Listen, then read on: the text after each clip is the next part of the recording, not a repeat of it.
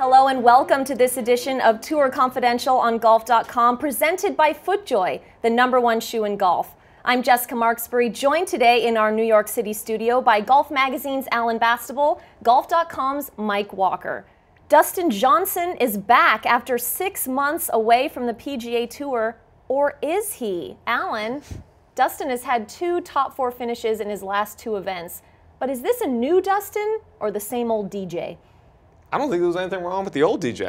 I don't think we need a new DJ. No, I'm very bullish on Johnson. As you mentioned, he's off to a great start after not having played basically the whole second half of last season. 2 top 4s at Pebble and now yesterday in Riviera. I'm very high on him. I think this year sets up well for him. I think the major venues look good for him. Chambers Bay is a big track where his length is certainly going to work to his advantage. And then Whistling Straits, we obviously know he's had success there. Not quite the success he wanted back in 2010 at the PGA, but we know he likes that course. So I think it's going to be a big year for him. Yeah, I mean, it's interesting you bring up Whistling Straits. I mean, certainly if you wanted to sort of sum up his career in a nutshell, I mean, that's what you'd look at. I mean, massive talent, gets himself in the mix, kind of trips over himself at the end with, I didn't know it was bunker. Yeah, I mean, it's hard not to be, positive about Dustin Johnson. I mean, let's be honest. I mean, it's a drug suspension. It's the drug suspension that dare not speaks its name. But he's back. He seems like he's playing well. I mean, 3 starts, 2 top 5s. I mean, he's not, he's shaking off the rust. I think he's good. But I think the questions about, does he have, like we saw with Sergio. I mean, when these guys get in the hunt at a major on Sunday, we've yet to see him do it. And I don't see anything from Dustin Johnson that says yesterday, oh yeah, I think he's going to do it now. Yeah. He seems like the same guy he always was. Granted, he did bogey 17 in regulation. Yes, that was a little hiccup. But his performance in the playoff, I thought, was pretty impressive. That up and down that he made on number 10. I mean, after seeing what James Hahn did with his shot and getting it inside of him then, I mean, to what was that, 3 feet? That was very impressive and, to me, a pretty clutch performance.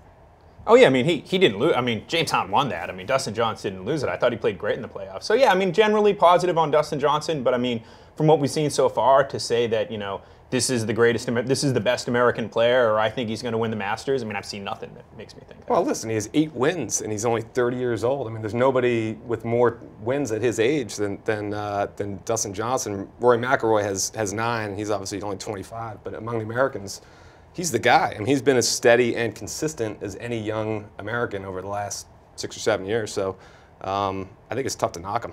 Well, and it's easy to look at this as a comeback, but like you said, it's not as though he was injured or ill, really, for these past 6 months. He's been playing Sherwood Country Club with Wayne Gretzky, right? I think that's the thing. I mean, everybody knows he's a good player, like you said. I mean, he has a ton of wins, and he's one of those guys now waiting for that next level. I mean, there's a lot of guys who get to the door. I mean, the nice thing with Dustin Johnson, I mean, I think one of the comparisons over the years has been to Mickelson, the way he kind of likes to play. He likes to take chances. He has a style that really plays to the fans. The fans really kind of are attracted to Dustin Johnson in a way that I think is kind of special among players. And it happened late for Phil. I mean, maybe it can happen late for Dustin Johnson. We'll see.